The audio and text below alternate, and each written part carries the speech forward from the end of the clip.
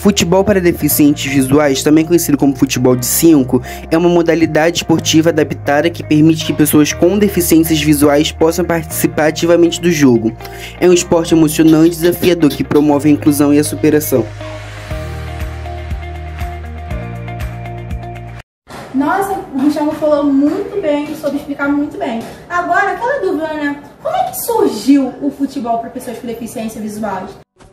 Agora vamos falar um pouco de como surgiu esse esporte. O futebol de 5, como também é conhecido, surgiu em meados da década de 1920, na Espanha, nas escolas e instituições especializadas ao atendimento desse público, como forma de recreação dos alunos. No Brasil, iniciou-se a prática na década de 1950, também nessas escolas e instituições, sendo jogados com latas ou garrafas, e mais tarde com bolas envolvidas em sacolas plásticas.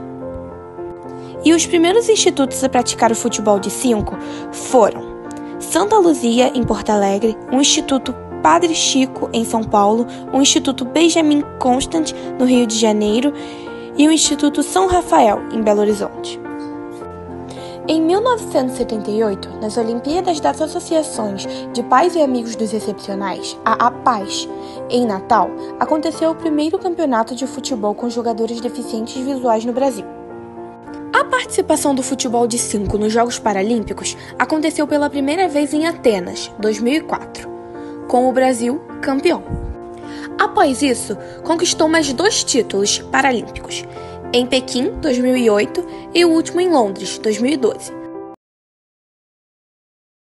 As dimensões oficiais da quadra são variáveis entre 38 e 42 metros de comprimento, por 18 a 22 metros de largura. O material do solo pode ser de cimento, grama natural ou grama sintética, de modo que seja obrigatoriamente plana e não abrasiva. A bola utilizada nas partidas deve apresentar as seguintes características: esférica, com circunferência entre 60 e 62 centímetros e ser de couro ou qualquer outro material adequado. A sua grande particularidade reside no som que ela emite, para que os jogadores possam percebê-la na quadra. Esse sistema de som é geralmente composto por guizos que fazem barulho conforme a bola se movimenta. O uniforme obrigatório dos jogadores é composto por camisa, calção curto, meias caneleiras e calçado. O único tipo de calçado permitido é tênis branco, que pode ser de couro ou de lona. O único jogador que pode usar calças compridas é o goleiro, cuja cor da roupa deve ser diferente daquelas usadas pelo resto do time. Além disso, fazem parte dos equipamentos obrigatórios dos jogadores tampão oftalmológico nos 2 olhos e vendas. As vendas devem ser de material absorvente devido ao suor, com proteção acolchoada. Em competições oficiais, a venda é entregue aos jogadores pela organização do campeonato. As partidas normalmente são em uma quadra de futsal adaptada com uma banda lateral, barreira feita de placas de madeira que se prolonga de uma linha de fundo a outra, com 1,5 m de altura em ambos os lados da quadra, evitando que a bola saia em lateral. Os jogadores são divididos por classes, e existem 3 classes. Todos começam com a letra B, que vem da palavra blind, que significa cego em inglês. A primeira classe é o B1, que são cegos totais ou com percepção de luz, mas sem reconhecer o formato a qualquer distância ou direção. A segunda classe é o B2, que são atletas com percepção de vultos. A terceira classe é o B3, que são atletas que conseguem definir imagens. Mas nos Jogos Paralímpicos, só jogadores da classe B1, que são os cegos totais ou com percepção de luz, mas sem reconhecer o formato a qualquer direção ou não, que jogam. Regras e duração do jogo. Durante a partida, a torcida só pode se manifestar na hora do gol. Os jogadores usam uma venda nos olhos e, se tocá-la, cometerão uma falta. Com 5 infrações, o atleta é expulso de campo e pode ser substituído por outro jogador. Há ainda um guia, que fica no campo adversário, orientando onde os jogadores devem se posicionar e onde devem chutar. O técnico e o goleiro também auxiliam em quadra. Os jogos são silenciosos e em locais sem eco. O jogo é dividido em 2 tempos de 15 minutos, com 10 minutos de intervalo.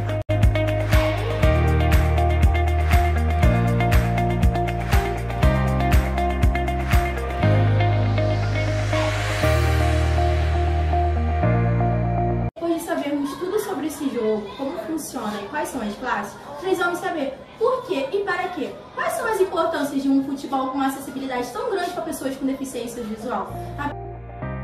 De propostas para o desenvolvimento, procurar evidências da pontualidade dos alunos através das vivências motoras, possibilitando uma melhora na sua autoestima e autoconfiança. Como melhoras relacionam ao condicionamento físico, como por exemplo a força.